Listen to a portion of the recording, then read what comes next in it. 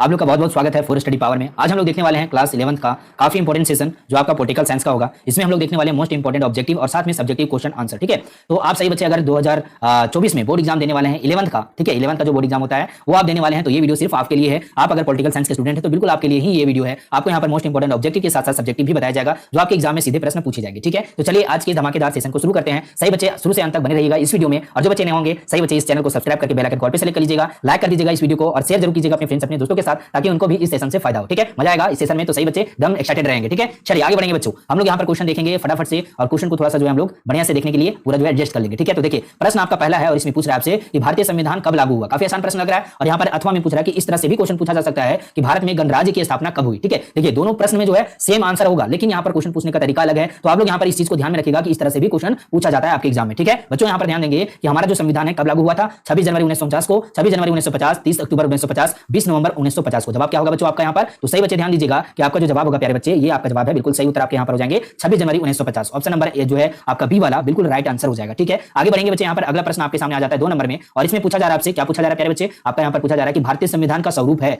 भारतीय संविधान का जो स्वरूप है वो कैसा है बच्चों आपका यहाँ पर, तो जवाब क्या होंगे, संघात्मक है, एकात्मक है, अर्ध संघात्मक है, या फिर एकात्मक व संघात्मक दोनों है। ठीक है बच्चों, आप लोग जल्दी से बताएंगे कि दूसरा नंबर क्वेश्चन का जवाब क्या होगा। चलिए बच्चे, इसका जवाब मैं आपको बता देता हूं कि एकात्मक व संघात्मक, ठीक है, दोनों हमारे जो है संविधान का स्वरूप है। ठीक है, जो हमारा संविधान है वो जो स्वरूप है वो दोनों का स्वरूप है, एकात्मक का, ठीक है, एकात्मक और जो है आपका संघात्मक का। ठीक है, संघात्मक है ना, तो आप लोग यहाँ पर ध्यान रखेंगे, आपका सही उत्तर हो जाएगा ऑप्शन नंबर डी वाला, यानी घ नंबर। ठीक है, आगे बढ़ेंगे बच्चे। यहाँ पर क्वेश्चन देखिएगा 3 नंबर में, और इसमें पूछा जा रहा है आपसे कि भारतीय संविधान का निर्माण किसने किया। ठीक है, जो भारतीय संविधान है उसका निर्माण किसने किया बच्चा, तो यहाँ पर देखिए संविधान सभा ने किया, डॉक्टर बी आर अम्बेडकर ने किया, ठीक है, सी राजगोपालाचारी ने किया, या फिर यहाँ पर एक और ऑप्शन में दिया गया है कि पंडित जवाहरलाल नेहरू ने किए। तो बच्चों आप लोग यहाँ पर जवाब दीजिएगा। प्रश्न नंबर 3 का जवाब क्या हो जाएगा बच्चों, तो इसका जवाब हो जाएंगे संविधान सभा ने किया। ऑप्शन नंबर जो है ये वाला राइट आंसर हो जाएगा क नंबर। ठीक है, आगे बढ़ेंगे हम लोग यहाँ पर 4 नंबर क्वेश्चन को देखेंगे, और यहाँ पर 4 नंबर क्वेश्चन का है आपका कि संविधान सभा की प्रथम बैठक कब आयोजित की गई। ठीक है, संविधान सभा की प्रथम बैठक जो है कब आयोजित की गई, 9 दिसंबर 1946, 7 दिसंबर 1947, 14 अगस्त 1947, या फिर 15 अगस्त 1947। जवाब क्या होंगे बच्चे, 4 नंबर प्रश्न का जवाब सही बच्चे जल्दी से बताइएगा। इसका जवाब हो जाएगा 9 दिसंबर 1946 को जो है संविधान सभा की प्रथम बैठक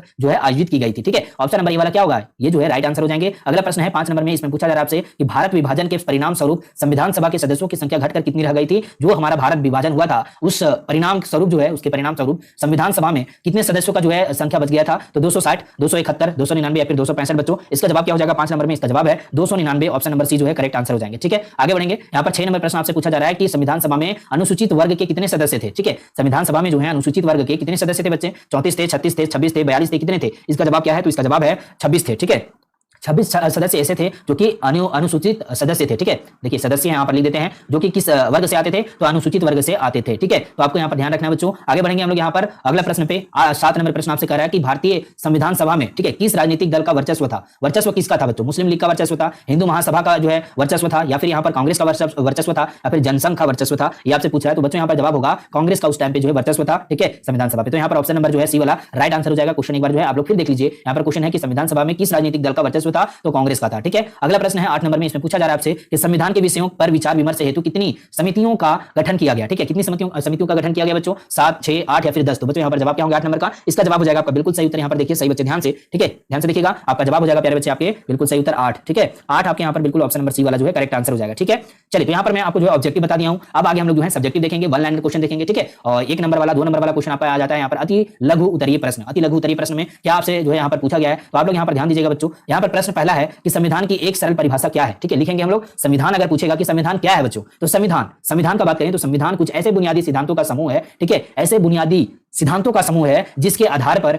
राज्य का निर्माण किया जाता है और उसका शासन चलाया जाता है। ठीक है, राज्य में जितने भी शासन है वो आपके संविधान के द्वारा, संविधान के सिद्धांतों के द्वारा चलाया जाता है। राज्य का निर्माण का बात किया जाए तो संविधान के बुनियादी सिद्धांतों जो है उनके द्वारा जो है निर्माण किया जाता है। ठीक है, उनके आधार पर निर्माण किया जाता है। तो बच्चों यहाँ पर संविधान का सीधा सा मतलब है ये जो है एक कमांड है। ठीक है, ये जो कमांड है एक नॉर्मल भाषा में अगर समझे तो ये कमांड है जो हमारे राज्य को चलाता है, राज्य का निर्माण करता है। ठीक है, तो ये जो आपको समझ में आ रहा है। आगे बढ़ेंगे, हमारा दूसरा नंबर क्वेश्चन कर रहा है आपका कि भारतीय संविधान का निर्माण किसके द्वारा हुआ। ठीक है, भारतीय संविधान का जो निर्माण हुआ वो किसके द्वारा हुआ। उत्तर का बात करें तो भारतीय संविधान का निर्माण संविधान सभा के द्वारा किया गया, संविधान सभा के द्वारा जो है किया गया संविधान का निर्माण। ठीक है, भारतीय संविधान का। आगे बढ़ेंगे, 3 नंबर क्वेश्चन है आपका यहाँ पर, और इसमें कह रहा है कि भारतीय संविधान सभा का गठन कब हुआ। भारतीय संविधान सभा का गठन जो है वो कब हुआ, तो इसका जवाब है भारतीय संविधान सभा का गठन 1946 ईस्वी में किया गया था। ठीक है, लेकिन लागू कब हुआ था बच्चों, 1950 में हुआ था लागू, और 26 जनवरी को। ठीक है, 26 जनवरी 1950 को लागू हुआ था। ठीक है, लेकिन जो है भारतीय संविधान सभा का गठन जो है 1946 में किया गया था। ठीक है, आगे क्वेश्चन कह रहा है कि संविधान सभा के अध्यक्ष का नाम लिखिए। ठीक है, संविधान सभा के अध्यक्ष जो है उनका नाम लिखना है। तो देखिए उनका नाम है डॉक्टर राजेंद्र प्रसाद, संविधान सभा के अध्यक्ष थे, तो इनका नाम क्या होगा? डॉक्टर राजेंद्र प्रसाद नाम होगा। आगे बढ़ेंगे बच्चे, 5 नंबर क्वेश्चन कह रहा है कि प्रारूप समिति के अध्यक्ष कौन थे?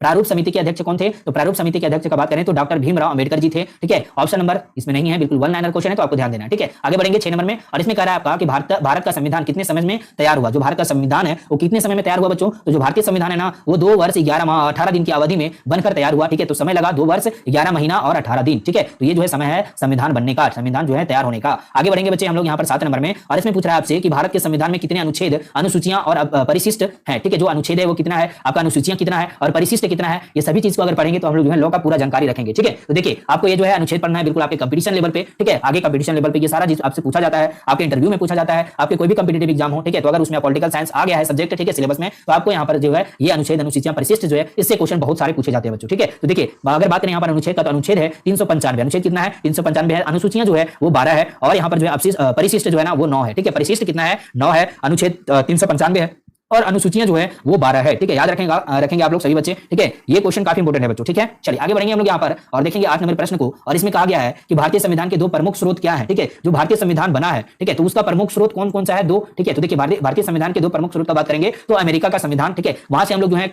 लिए हैं। ठीक है, संविधान में कुछ चीजें जो है वहां से मैच करती हैं। ठीक है, ऑस्ट्रेलिया का संविधान जो प्रमुख स्रोत है हमारा, ठीक है, ऑस्ट्रेलिया का संविधान से भी हम लोग जो है यहाँ पर हमारे संविधान में जोड़े हैं कुछ। ठीक है, तो यहाँ पर जो है ये चीज आप लोग को ध्यान में रखना है। आगे बढ़ेंगे, 9 नंबर प्रश्न आपसे है कि भारतीय संविधान की 2 प्रमुख विशेषताओं का उल्लेख कीजिएगा। ठीक है, जो हमारा भारतीय संविधान है उसका 2 प्रमुख विशेषता क्या है? तो भारतीय संविधान का 2 जो है प्रमुख विशेषता यहाँ पर निम्न प्रकार से दिया गया है। तो देखिए पहला यहाँ पर पॉइंट है कि भारतीय संविधान विश्व का सबसे विस्तृत तथा लिखित संविधान है। ठीक है, किसी और देश में, भारत के अलावा किसी और देश में अगर बात करेंगे तो इतना लंबा और इतना जो है गहराई से आपका संविधान वहां पर नहीं मिलेगा। ठीक है, आपको जो है विस्तृत और जो है लिखित संविधान उधर जो है नहीं मिलेगा। सिर्फ भारत में ही ऐसा है पूरा विश्व में कि विस्तृत और लिखित संविधान हमारे भारत का जो है मिलता है। ठीक है, संविधान में स्वतंत्र न्यायपालिका का प्रावधान किया गया। ठीक है, इसमें जो है स्वतंत्र जो है न्यायपालिका जो न्याय दिलाते हैं हम लोगों को, जो हम लोग कोर्ट कहते हैं। ठीक है, सुप्रीम कोर्ट, हाई कोर्ट, ठीक है, इस तरह से हम लोग का कोर्ट जो है वो प्रावधान यहाँ पर किया गया कि वो स्वतंत्र है किसी भी न्याय को करने के लिए। ठीक है, चाहे वो प्रधानमंत्री के केस में आ जाए या फिर किसी जो है यहाँ पर मुख्यमंत्री के केस में आ जाए, कोई एसडीएम के केस में आ जाए या फिर कोई भी चीज के केस में आ जाए, तो वो न्यायपालिका जो है न्याय दिलाती है। ठीक है, तो ये स्वतंत्र है ना, तो यहाँ पर आपको ध्यान रखना है 2 पॉइंट काफी जो है विशेषता है इसका। ठीक है, 10वां जो क्वेश्चन है इसमें ये कह रहा है कि भारतीय संविधान के 2 संघात्मक तत्व लिखिए। जो 2 संघात्मक तत्व क्या है? ठीक है, तो देखिए 2 संघात्मक तत्व का बात करेंगे तो भारतीय संविधान के 2 संघात्मक तत्व इस प्रकार से हैं कि पहला आपका लिखा गया है कि संविधान को सर्वोच्चता प्रदान की गई है। ठीक है, संविधान जो है सर्वोच्चता प्रदान की गई है इसको। ठीक है, इससे ऊपर कोई नहीं काम करेगा। ठीक है, इससे ऊपर अगर कोई काम करेगा तो वो कानून के दायरे में जो है उसके ऊपर कार्रवाई होगी। ठीक है, आगे बढ़ेंगे तो देखिए केंद्र तथा राज्य सरकारों के बीच अधिकारों तथा कार्यों को स्पष्ट विभाजन किया गया है। ठीक है, जैसे केंद्र आपका जो है एक भारत है, भारत यहाँ पर जो क्या है केंद्र सरकार है। ठीक है, और यहाँ पर राज्य सरकार जैसे कि जितने भी आपके जो है राज्य हैं। ठीक है, आपके कितने राज्य हैं आप लोग कमेंट बॉक्स में बताइएगा। मैं यहाँ पर नहीं बता रहा हूँ कि कितना राज्य है, आप लोग कमेंट बॉक्स में बताएंगे तो आपको जो ज्यादा मजा आएगा। ठीक है, तो देखिए कमेंट बॉक्स में बताएंगे, और यहाँ पर बात कर लें झारखंड का, ठीक है, और बात कर लें बिहार का, है ना,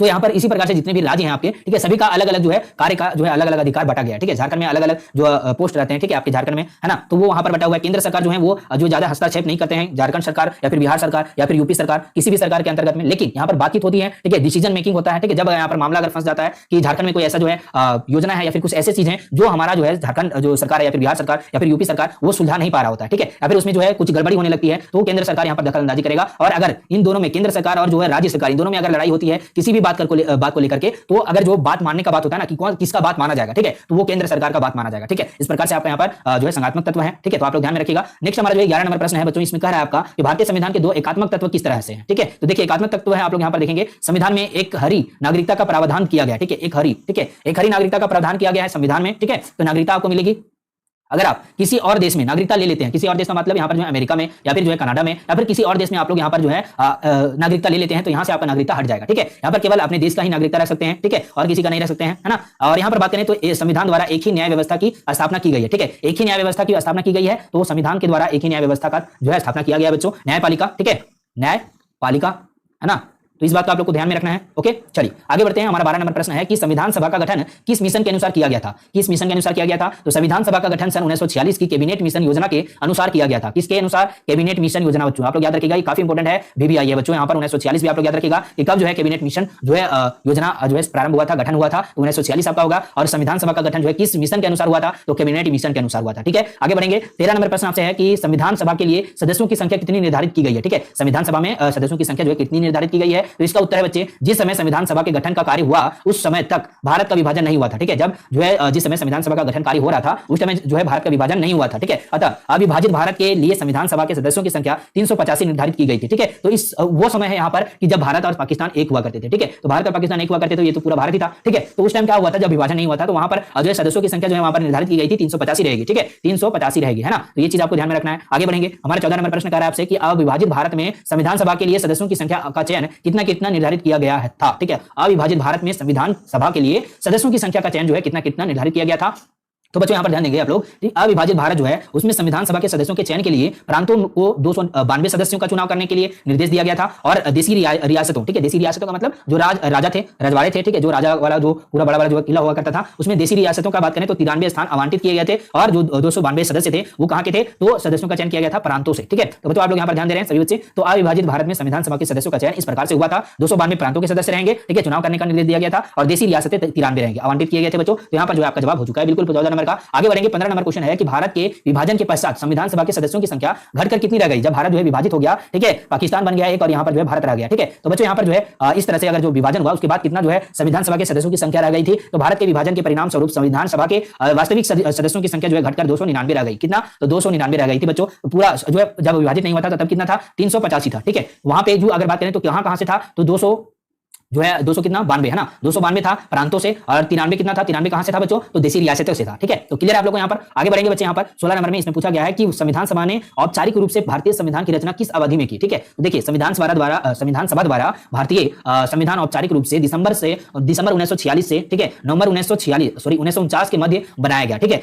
दिसंबर 1946 से स्टार्ट हुआ और नवंबर 1949 के मध्य तक जो है बनाया गया था। ठीक है, तो ये चीज आपको याद रखना है।